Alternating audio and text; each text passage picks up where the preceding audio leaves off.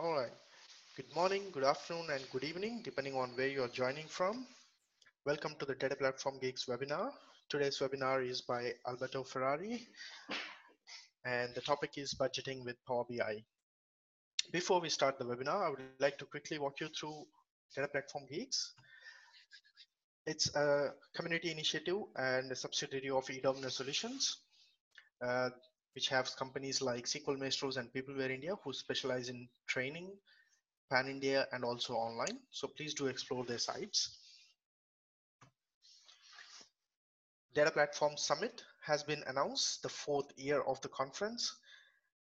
It's happening in August from 9th to 11th, the 3-day summit, and 2 pre-conference day trainings on 7th and 8th of August. It's happening at Hotel Radisson Blu, which was formerly Hotel Park Plaza. It's a Microsoft Data Platform as well as open source event, 3 days pure learning event. There's no marketing at this conference, and you have 2 pre-conference training days, which is full day trainings on deep technical sessions, technical topics. It has got 7 tracks, more than 100 sessions with 50 plus speakers who are traveling from all around the world. We have Microsoft product team members, experts like MCMs, MVPs, and industry experts who will be at this conference. So this is your best opportunity to learn from them directly and interact with them and network with them. More information is available at dps10.com. Let me quickly introduce you to the team behind Data Platform Geeks. Amit Bansal, the founder and president. Myself, I'm Manohar Puna, I'm the vice president. Avnish Panchal, Prince Rastogi, Sandeep Pani, Surbhi Agarwal are the core team members and hold different positions. They are the people behind this community and responsible for running these events all across India as well as online. eDominer teams are of great support. They help us run these events and help us run the site. A special thanks and shout out to Microsoft, who has been a great support since the community started. If you are attending this webinar today, you would have already registered at dataplatformgeeks.com. If you haven't got a chance to explore it, please do explore, because there's a lot of free content available on the site. Like there are free videos, labs, magazines, there are a lot of blogs. And also, please do join the largest SQL group on Facebook, the SQL Geeks, which is the official Facebook group of Data Platform Geeks, and also the LinkedIn group. Please do post your questions, and there are experts who will be answering your questions. And also, if you are interested, you can answer the questions on this group. I would quickly like to hand over to our speaker today. Alberto, up to you. Okay, can you hear me? Just a confirmation that I'm not talking alone. Yes, we can hear you. Great. And I'll need to kick you out and start sharing my screen.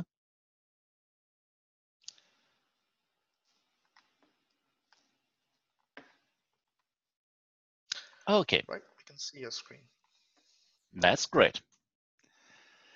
Today we are going to talk about budgeting with Power BI. Just a few words about who I am. I'm Alberto Ferrari. I work at SQLBI.com with Marco Russo, and there we do a lot of interesting stuff regarding Power BI and the DAX language. We are consultants, we are teachers, we are book writers, and the most relevant book for this webinar is the latest one, Analyzing Data with Microsoft Power BI, that covers mainly data modeling for Power BI and the Power Pivot. It's a basic data modeling book that introduces you to the secrets of data modeling.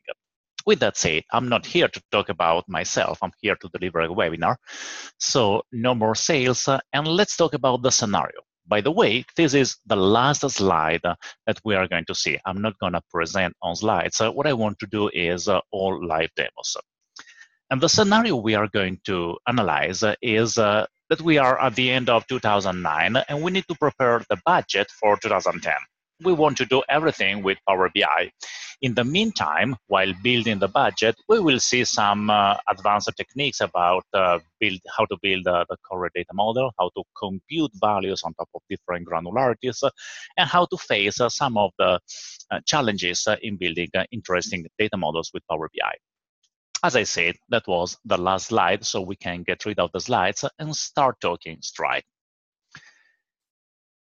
The main data model we start from is just a data warehouse. So you can imagine we have sales, we have customers, product, and of course a data dimension that we use to slice our data.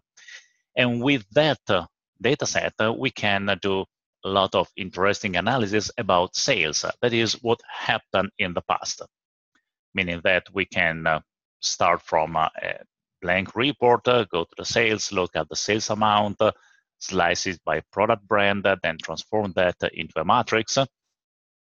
And this is not really exciting. I mean, there is nothing strange, nothing fancy here. Let me just increase the font a bit so you can read it better. So we can slice brand and sales amount by in a simple way. But right now, we are only talking about sales, so what happened in the past. If we are interested in forecasting the budget, what we need to do is enter the data about the future budget somewhere. And the typical place where everybody puts their budget on is an Excel file. That is why we have an Excel file here that contains a forecast of the budget. Of course, when you do budgeting, you never worry about individual dates or individual products. When you build a budget, what you do is simply prepare some scenarios. Here I call the 3 scenarios low, medium, and high.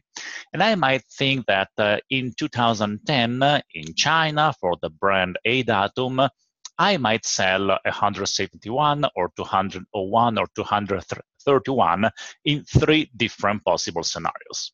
Now, as you might expect, that this is not real budget. I just took the sales of the previous year and multiplied them by some random number in order to get some values to look at. But the thing is, this is the standard shape that you will probably use for budgeting. As I said, the most relevant thing about this data structure is that it does not contain fully detailed information as the sales contains. It contains only a small amount of information because that is what, as human beings, we are used to deal with. Now, the data is in Excel, and we don't want to use that in Excel. We have a Power BI file. So the first thing to do is just to start loading from the Excel file. We connect to the budget file, open it, and we load from the budget table. If I simply load the table as it is, of course, it will fill my budget table. Here it is. Let me zoom in so we see it a bit larger. This is the same data that previously was in Excel. Now it's in Power BI. There is nothing strange, and I can already start slicing data. The first problem that we need to face is that we probably don't want 3 columns for low, medium, and high. It would be much better to have only 1 column with low, medium, and high as an attribute of our model. That's easy to do. We simply need to edit queries and unpivot the data model. So if we open budget, you see that this is the original shape of our data. We need to select low, medium, and high. And then under transform, we simply do an unpivot of the columns.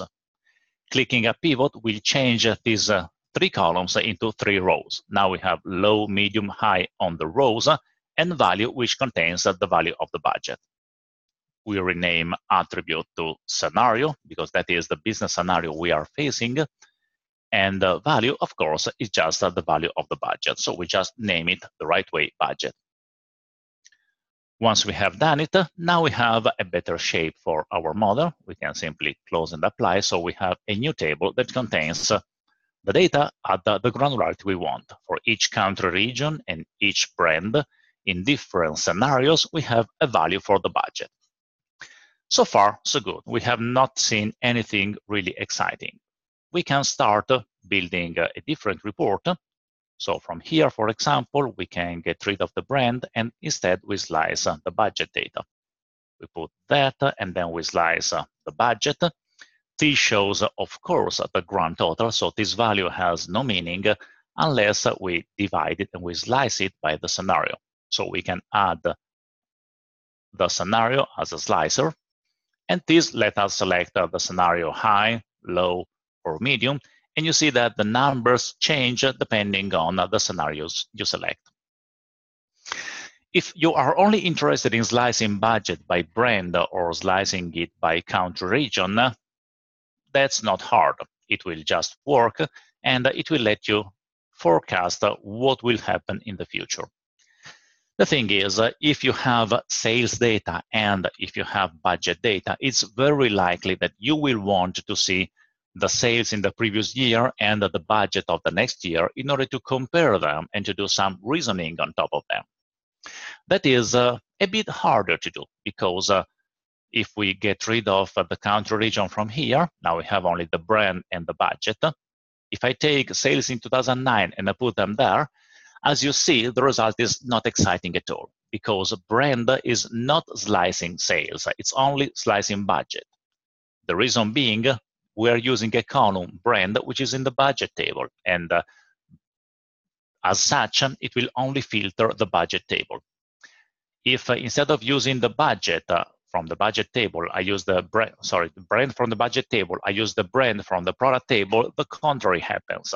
Now brand is slicing budget and it is not slicing sales. So it looks like we cannot easily use the same column to filter both tables. And the scenario becomes a bit clearer if you look at the diagram. Budget, as we loaded it right now, has no relationship with neither customer, nor date, nor product. So I will not be able to slice by any of these tables. I might want to build the relationship with the product. Brand is one of the columns of the product table. So I might try to take the brand and drop it here. But as you see, the only thing that I get as a result is an error message that says that I cannot create a relationship. The reason why I cannot create a relationship is quite simple. Brand is not a key in the product table.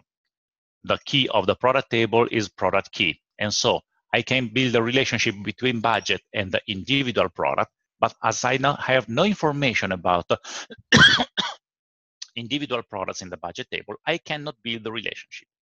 The same, of course, happens with the customer. Again, country region is one of the columns of the customer table, but I cannot build a relationship between country region here and country region there, because country region is not a key in the customer table. Finally, the same happens with the data. If I go back to my report and instead of using the brand, I slice, for example, by month, in the date table, I should have the month. I can drop it here. And you see that the month will slice sales, of course, but it will not slice the budget. And it would be nice to be able to slice by other dimensions the budget table, even if we don't have any kind of information about how to slice them. Let's start solving the first problem. Since the last thing that we touched was the data, we might want to slice budget by date.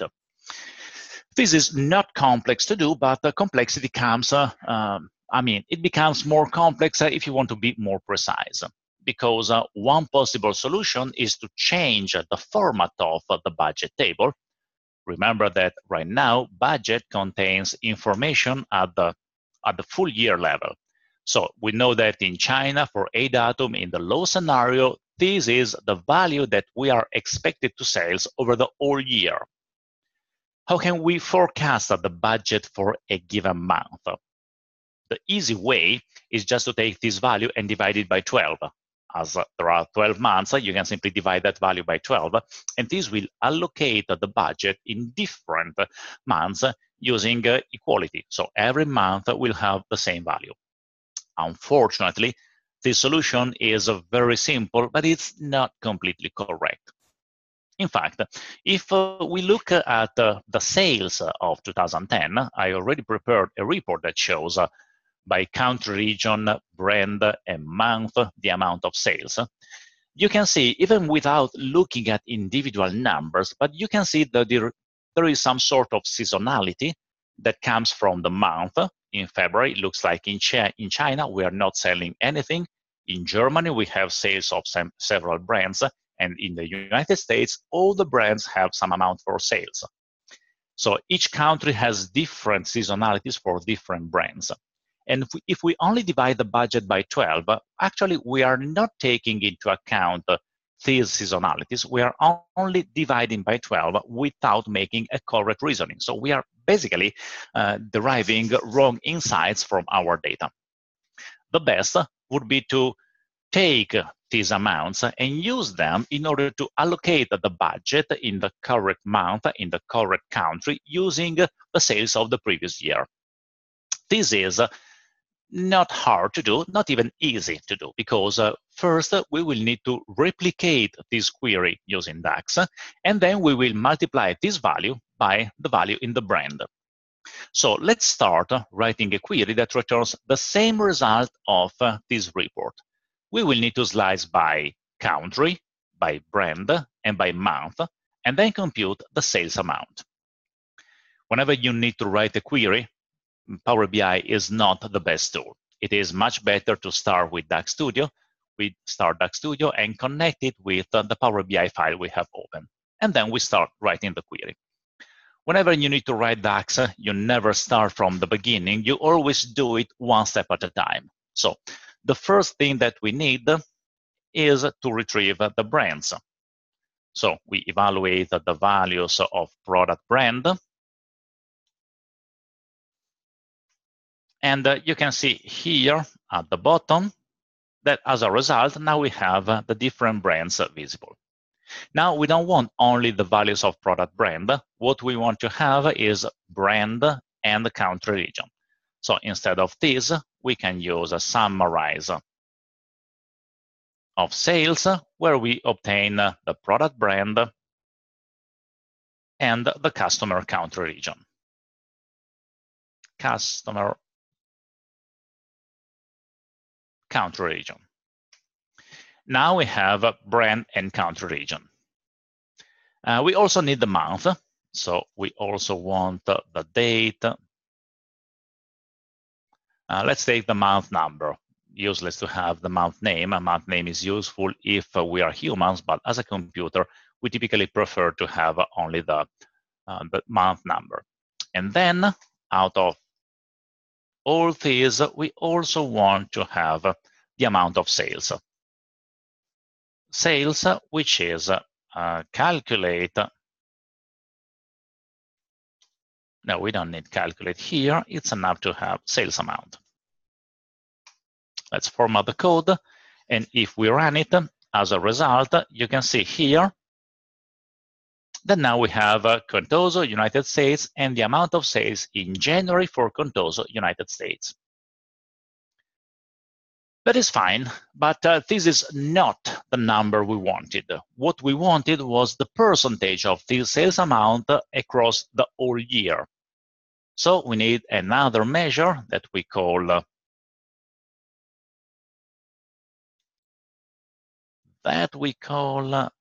I did something wrong. Okay, that we call sales in the year. Here we just need to use a calculator.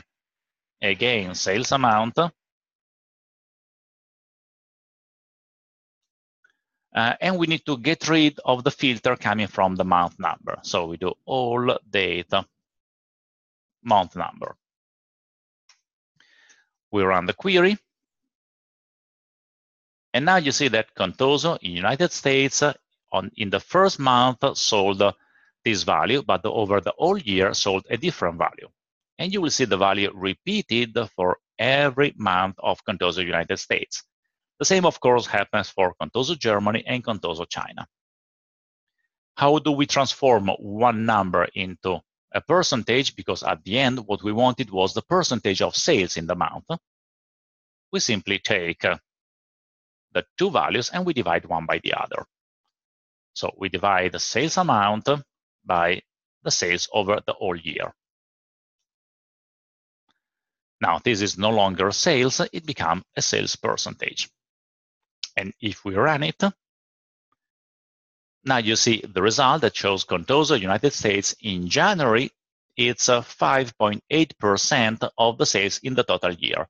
In Germany, it was 6.5%. In China, it was only 7% of the total sales. Now we have the percentage. We still need to get the budget. Now, in order to retrieve the budget, let's go back to Power BI. The granularity of the budget is defined by the country region, the brand, and the scenario. So if we want to retrieve a value for the budget, we need to have the country region, the brand, and the scenario. With these three columns, we will be able to obtain a value out of the budget table. Unfortunately, in the query we have so far, we have the brand, we have the country region, we have the month number, which is not useful so far. We are missing the scenario. So what we need to do is add the value of the scenario, and we take it starting from the budget scenario. So by evaluating the values of budget scenario, and then for each scenario, we multiply this value. Before moving further, it is a good thing to look at the result of the query, because if I run it again, you will see that I have low, medium, high, and then those values are repeated. So I basically did something like a cross join of the scenario with all those values. The reason why we need the scenario is only because we want to obtain the value for the budget. Now that we have in the raw context of the scenario, it's enough to use lookup value, and we are searching for the value of the budget, where the budget scenario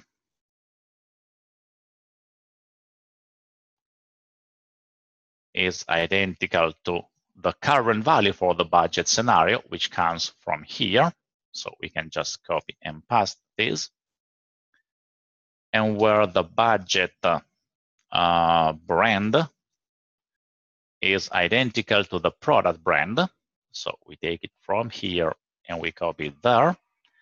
And finally, what we need to check is that the budget country region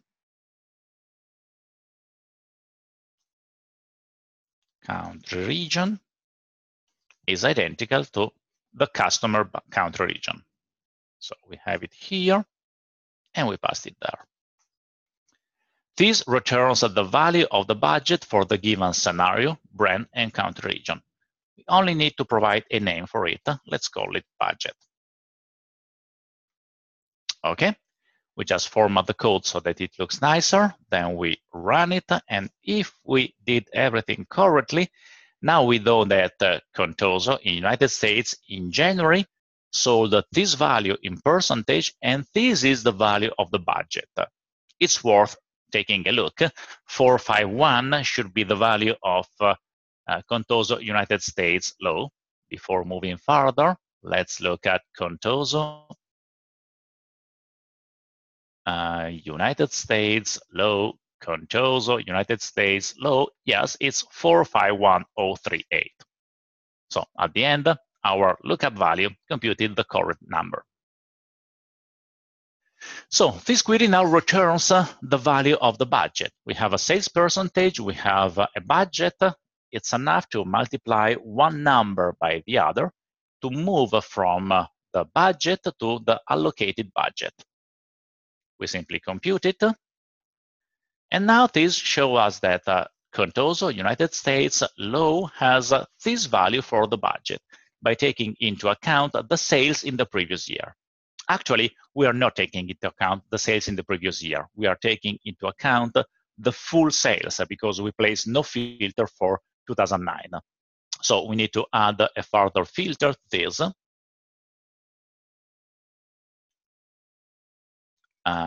So we need calculate table around everything. And then we filter distinct of date, calendar year, date, calendar year, where the same expression, date, calendar year, equals calendar year 2009. Now, the reason I'm using this thing here and I'm not using the short syntax of DAX is because if I use just a calculate with calendar year equal to 2009, I will have all used here, and that will create circular dependencies later. If I run the query now, the values will be different because now we are slicing using only sales in 2009, so the percentages will be different. Okay, we just format the query so that it looks nicer, and then we can take the full code of the query and use it to build a calculated table in Power BI. That is easy. Simply go to a new table. Let's call it allocated budget. Allocated budget, which is equal to the full code that we wrote a few seconds ago. As a result, we now have a new table that contains the scenario, the brand, the country region, the month number, and the sales percentage. Now, the table should be somewhere here. We can get rid of budget. We will no longer need it because now we have the allocated budget that can be related to the date table. Actually, we cannot really relate it to the date table right now because the key in data is the date, and in the budget, we only have the month number. So we need to move from the month number to a real date in order to be able to build this relationship. And we can do that quite easily because it's enough to add a new column here.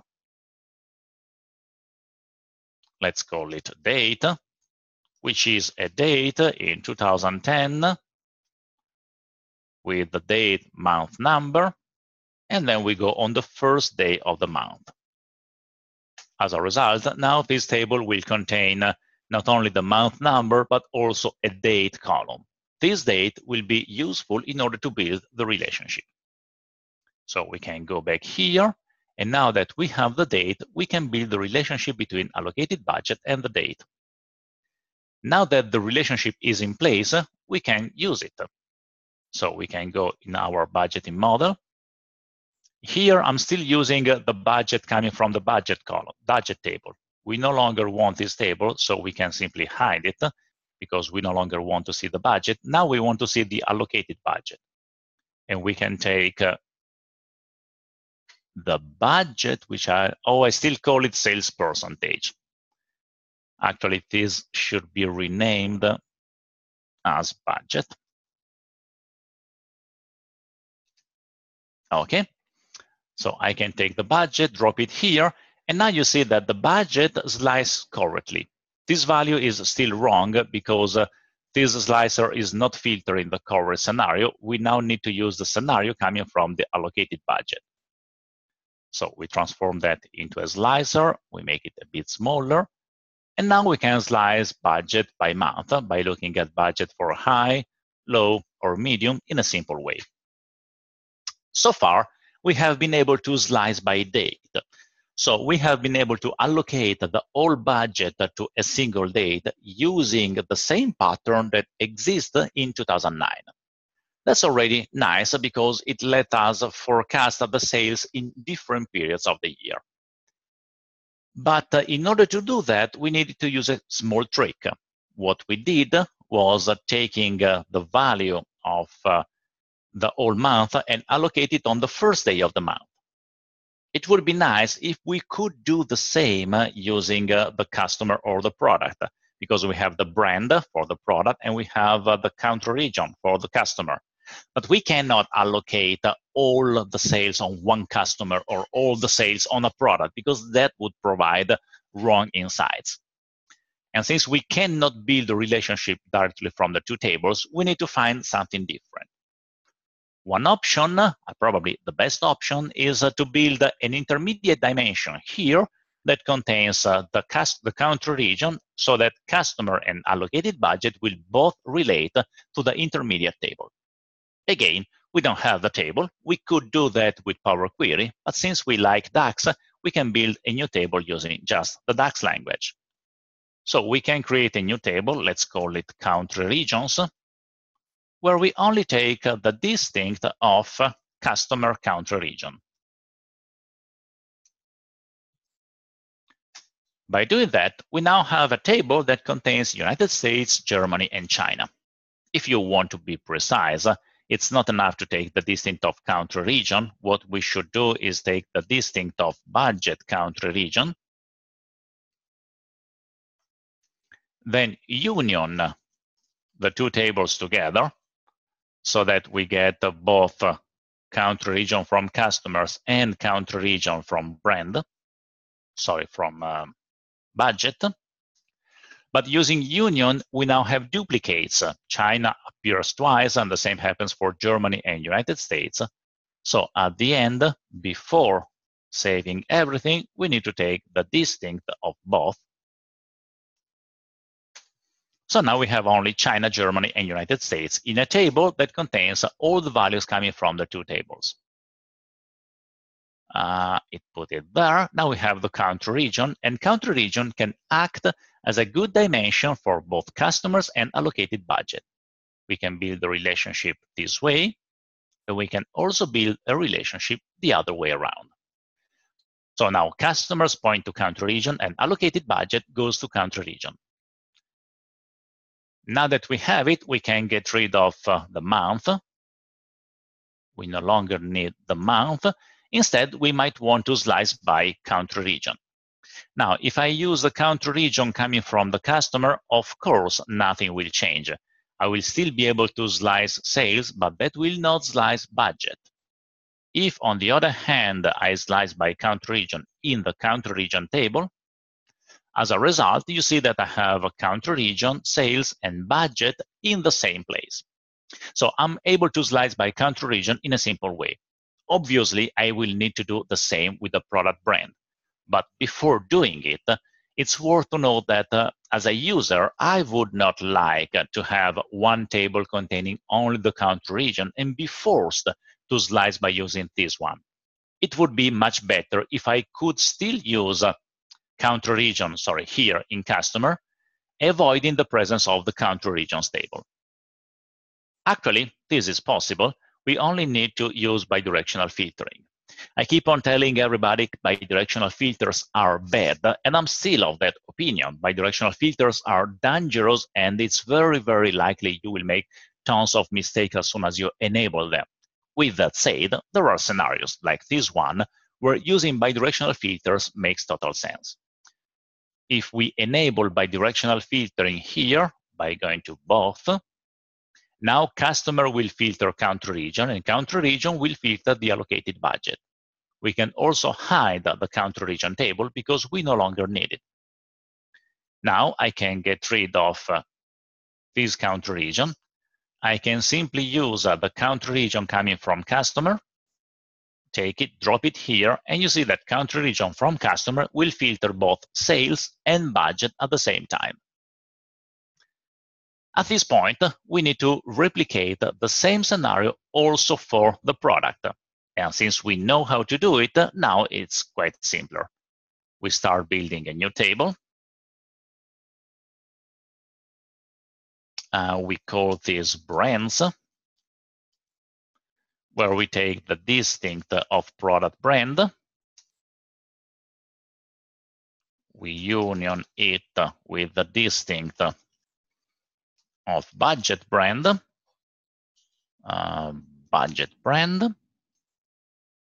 and then we take the distinct of everything.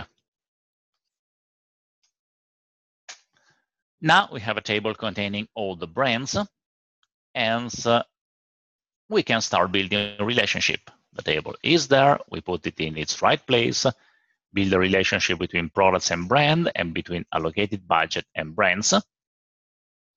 Then we only need to activate bidirectional filtering here. So we go for cross-filter directions both.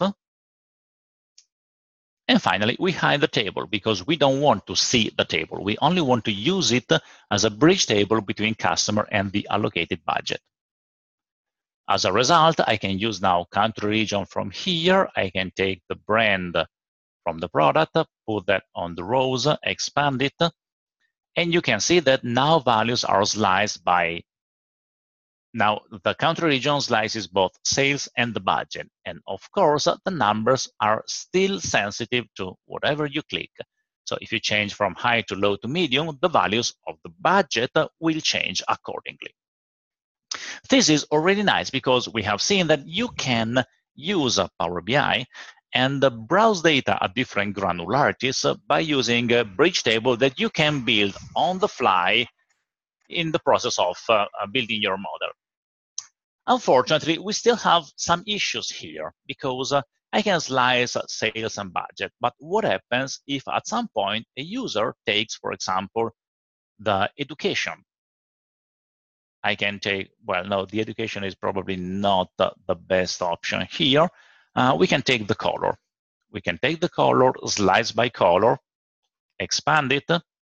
And as you can see, at this point, the sales are correctly sliced by color too, whereas budget always shows the same value. What's the reason for that? Well, the budget exists at a granularity which is higher than that of the color.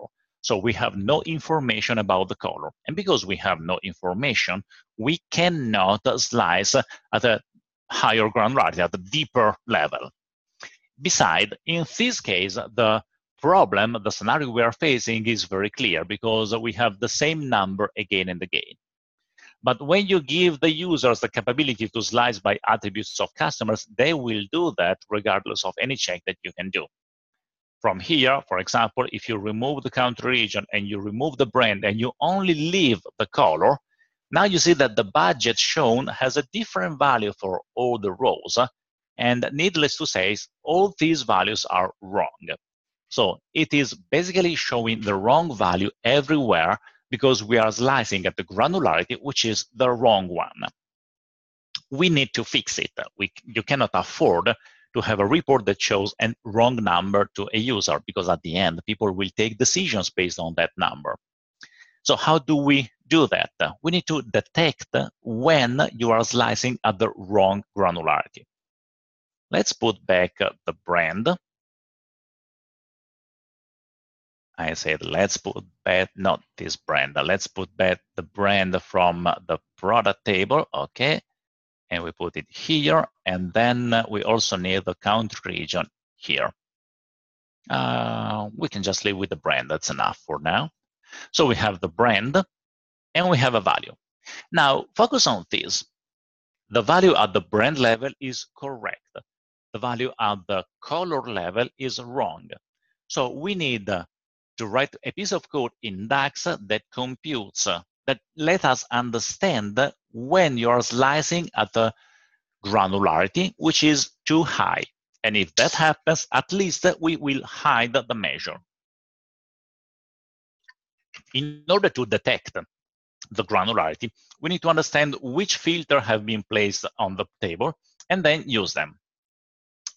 What we can do is just create a simple measure, number of products that does a count rows of the product table. Count rows of product. With the number of product table, you can measure, you can drop it here, and you see that it shows 132 when you're only slicing by brand, and a different value, of course, a smaller value if you slice by color. Number, there's a Y that we don't want there. Okay, number of products, now it looks much better. How can you detect when you are at the correct granularity? Well, you know that the budget has been built thinking at 132 products. So at the correct granularity, there are 132 products. If you slice at a deeper granularity, this number will go lower. So we need to have a measure that repeats this value for all the rows so that then we will be able to compare them. This measure is not hard to write. We only need to compute products at the budget grain, which does a calculate. I need to expand this a bit, okay? That does a calculator of a number of products. Then we remove all the filters from the product table and we restore the filter on the product brand. This calculation will return all the products that are on the same brand. And if I drop it here, you see that now the number is 132 everywhere. In order to understand whether you want to show the budget or not, it is enough to check if this number is equal to this one, and if not, we just hide the measure. So we can build a new measure here in allocated budget. Let's call it correct budget, which checks if the number of products is identical to the products at the budget granularity. Then we show the sum of the allocated budget. Otherwise, we don't do anything. We just return a blank. Now we can remove from here the budget. We replace it with the allocated budget. Let's put it here right after sales. And now you see that the correct budget will not show a value if the numbers are at the wrong granularity. Of course, at this point, we no longer need these two measures that we use for debugging purposes. This calculation is much better than the previous one for one important reason. It is not showing wrong values. Even if you remove the brand and you only show the color, because it cannot compute the budget for the color, it shows a blank.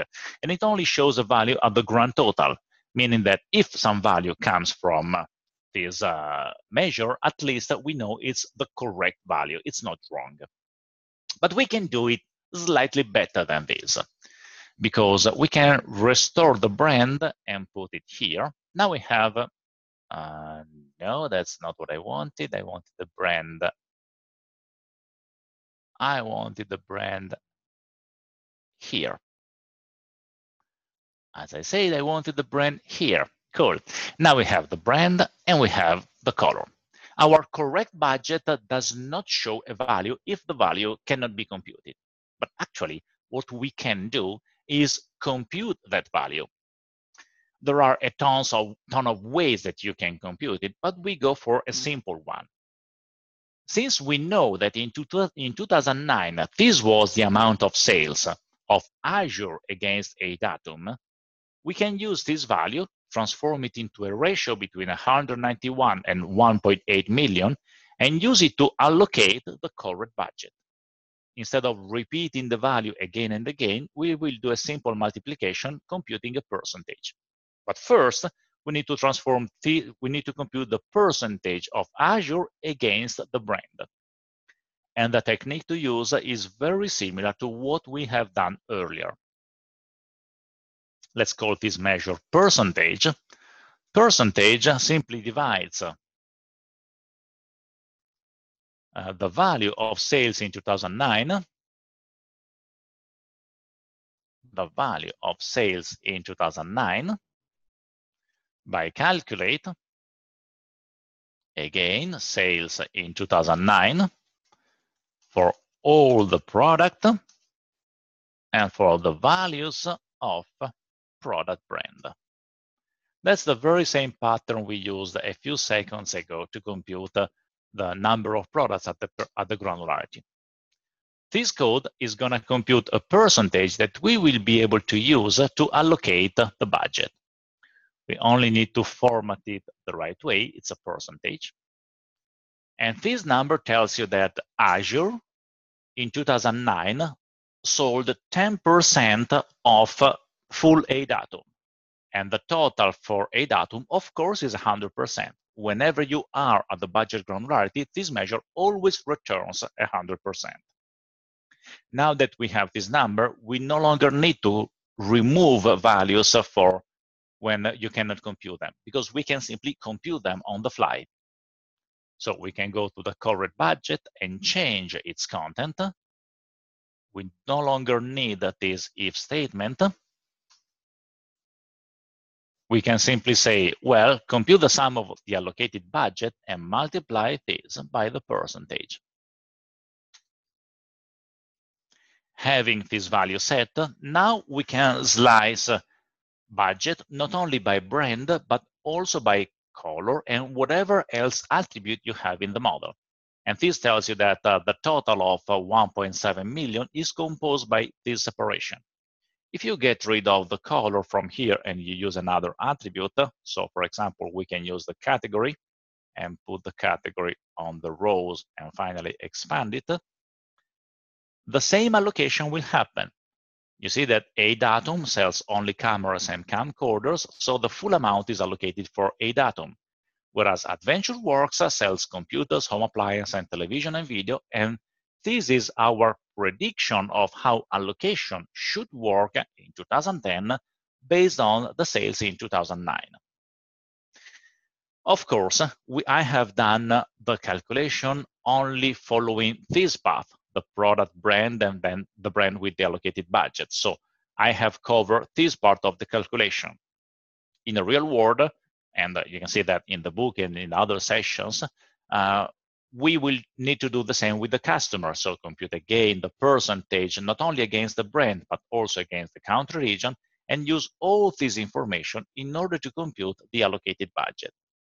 But at the end, what we can do is build a report that no matter how you slice your data, will always provide correct values. Besides, it's worth to note that also if you get rid of the brand, this calculation is still correct. You can now slice by category, and you are looking at the budget sliced by category, budget 2010, and sales in 2009. This percentage is no longer useful. We can simply get rid of it and remove it from the model. Well, since we have a few minutes still, we can finish at least the code, because so seeing it twice is not all that bad. We now cover the category part, but if we get rid of the category and we do the same, for example, slicing by continent, you see that this is no longer being sliced correctly because it's only using the product and the values are not covered correctly. We need to check our percentage, which I no longer find. Where is it? Percentage. Okay. This should be sales in 2009 for all the products of the given brand and for all the customer of the given country region. Okay. Now the percentage should compute a correct value. Let's add the country region here. Country region to the rows. And now this number compute the correct result. Correct budget can now be sliced by country region, can be sliced by product brand.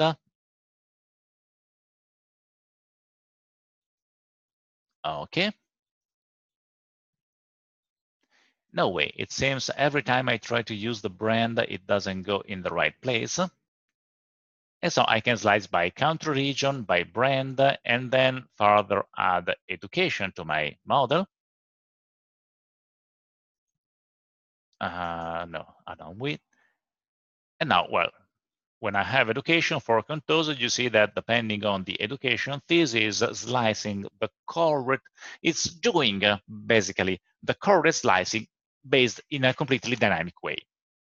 The last thing that I want to tell you about how to build models like this is that at the beginning, what we did was allocating the budget based on the date. So we had to write the monster query, this query, because we wanted to do allocation of the budget at the month level in a static way. And that worked, and it worked perfectly fine. The thing is, once you learn how to use the DAX language and once you understand how to do dynamic allocation, the allocated budget becomes completely useless because the budget is being allocated statically over the date, statically against the country region, and then dynamically against attributes of individual customers.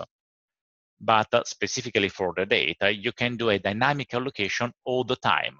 So you can, and that's a nice exercise for you if you want to repeat that at home, you can simply take the same example and the same code and build the whole code without using allocated budget, but only by using the budget table. You will be able to predict sales and slice them by any attributes in a quite simple way. Okay, I don't want to go ahead and talk more about budgeting. Maybe we have some Q&A, and I know for sure that Manohar has a few slides to show after I finish talking. So I think it's good now to leave the word to Data Platform Geeks so that they can go further and tell you something more about their conference. Thanks, Alberto. That was very detailed session. Hope everyone's brain is fried for now. And please do post your questions in Q&A panel. Meanwhile, I'll be just covering a couple of slides before Alberto starts answering the questions again. So everyone know about the pre-conference training days that's happening at the conference. I just want to walk you quickly through what trainings are available. So we have Troubleshoot and Optimize SQL Server Like a Pro by Dimitri Kotkovich. He's a Microsoft Certified Master from US. We have Sunil Agarwal, very popular speaker at our previous conferences. He's doing a full day training on how to migrate your on-premise database to Azure, SQL DB as well as managed instance. And we have Rezarad, popular BI expert from New Zealand and also a data platform MVP. He'll be doing a Power BI from rookie to rockstar. Dr. Leila Atati, data scientist from New Zealand, again a data platform AI MVP, sorry. She'll be doing 2 pre-conference training days. One is on leading edge data science with Microsoft tools. Leading SIS expert, Andy Leonard, he'll be doing a full day training on a day of intelligent data integration with SIS, integration services and Azure Data Factory. Madan Gajendran and his team, the Cosmos DB team, will be doing a full day workshop on Cosmos DB. The second pre-con by Dr. Leila Tati is building intelligence applications using the Microsoft AI platform. If you're really serious about R, this is a session for you by Steph Flocky, world-renowned data science expert and also an MVP from UK. She'll be doing a practical R for everyone. Sanjay Mishra's team, the Data Cat team, is coming back. They will be doing a full day training on how to build a scalable data architecture in Azure. Joey and Denny are coming back again. Joey will be doing a full day training on Linux for SQL Server DBS. Peter Myers, who has been a very popular speaker last year, is doing 0-2 analysis services. And we have Denny Sherry doing high availability and disaster recovery, both on-premise and Azure. More information is available at dps10.com. Please do explore which trainings are available on what days, 7th and 8th, so you can do 2 days back to back. And if you have any questions or if you need support in talking to your manager or your company, please do drop us a mail at contact@dps10.com, or you can reach us directly on the phone numbers here. This webinar is recorded, so you will be able to go back and look at the content which is covered today, as well as get access to the content that will be published later from Alberto. And I'll hand over the charter to Alberto for any questions.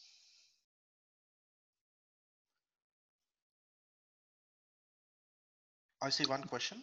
Yeah, looks there is only one question. How different is Power BI compared to other BI tools like Looker, RJ Matrix, and Tableau? Well, to be honest, I have no idea about Looker and RJ Matrix. I don't know them. Regarding Tableau, Tableau is very popular. The main difference is in the data modeling part. Tableau is not designed as a data modeling tool, it's mainly designed as a reporting tool. So when it comes to reporting, it's just great, probably the best tool available today on the market.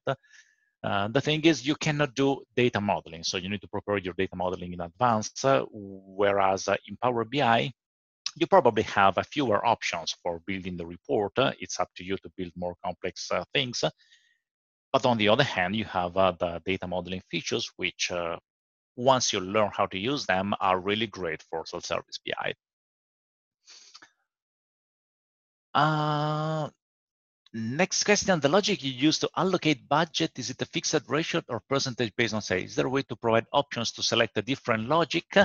And of course, the answer is yes, but it's up to you, meaning that we basically allocated the budget based on another table, and you can do whatever you want as long as you have a table that provides you those ratios. You can use them to pre-compute the budget. You can easily imagine that you can add another table that tells you, for example, that for a given brand in one country, you might expect a 10% increase in sales over several months, and you can combine all this information in the same piece of code. The code at this point becomes a bit more complex, and it's likely you will prefer to summarize all this in a table, but you can, of course, do that the easy way. How to integrate Power BI with SAP BWP47? Well, that's a quick answer. I have no idea, meaning that either there is a connector to do that, and if there is no connector, then I have no idea how you can do that. I think the Power BI website or IDS Power BI is probably the best place where you can try to search for information in case you have any issue in connecting with Power BI. And then Mayank, well, that's not a question. Yes, you can do data modeling from other BI tool, of course. It's not the data modeling is unique for Power BI. What makes Power BI unique, in my opinion, is the fact that it's very easy, it's very integrated, and gives a lot of power in the hands of users. With that said, then users need to learn data modeling. I'm not here to tell you that DAX is easy or that you can build these models in a couple of days. It will require some time before you learn how to use it. But the power that you unleash at this point is really tremendous, and you can really build extremely complex and powerful data models. How to learn DAX language? Well, I don't have slides about marketing, as I said in my session, but if you go to www.sqlbi.com, you will find a lot of options for training.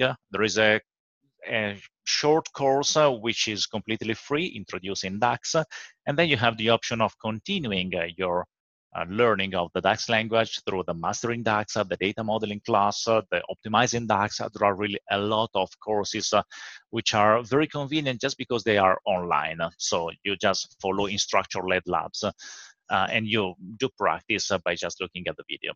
Keep in mind that introducing DAX is free, so you can just go there, register, and start looking at the content. It already gives you a good introduction to the DAX language. Is there a third-party tool available for migrating reports from Spotfire to Power BI? Again, a very quick answer, I have no idea at all. I don't even know what Spotfire is, to be honest, so I cannot give you any information about that. The license cost for Power BI, powerbi.com is the perfect website where you will find information. It comes free if you're not interested in sharing. As long as you want to share your dashboard with anybody else, or you want a bit more features, then you will need to pay $10 a month as a subscription to have the pro license. And if you really have a lot of money, you can buy Power BI Premium. That is really, really expensive, but then it gives you a dedicated server and a lot of power in your hands. So the prices are different, and powerbi.com is probably the best website where you can find all the information. And can we do report dashboard model migration from existing BI tools to Power BI? I don't think so. I think there is no way to move from an architecture to the other one in the BI world. There are not many places where you can do that. So it's harder to give an answer. I don't know of any existing tool. There might be any on the market, but at that point, Google will provide you a better answer than I can do. Is there an equivalent in Power BI for the parameter feature in Tableau to switch a set of data between different reporting? Wizard bar pie. Oh yeah, again, you want to change the kind of report based on a parameter table. I don't think. I think you can change the underlying data set using switch statement and more complex DAX code, but completely changing the format of the visual, I don't think it's feasible. Keep in mind the Power BI. Just on that. Yeah. Just on that, Alberto, like there is an option of um, tabs. So you can implement kind of tabs in Power BI. I think it's called, I'm just not able to recollect the name, but oh, uh,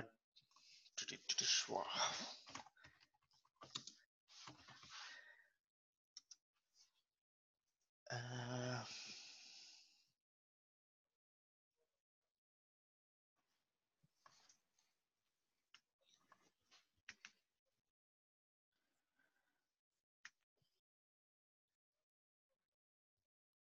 bookmarks. Sorry. So you can create bookmarks. So there are blogs which will help you how to create tabs with bookmarks. So you basically create bookmarks with images on your report and click on each bookmark to change the visual. So that's an alternate way of implementing such a thing. Yep, that makes sense. It's not similar to what you have in Tableau.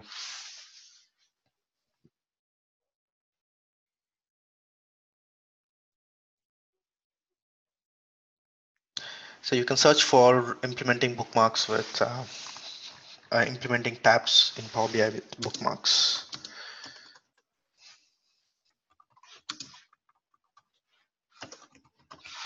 Okay. I don't see any other question coming. Don't know if you're seeing any. Yep. So if you do have any further questions, please do post in the Facebook group, and we'll try to answer those questions there.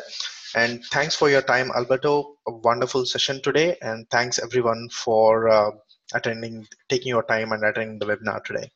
Okay. Have a great day, Thank you. everyone. Have a good day.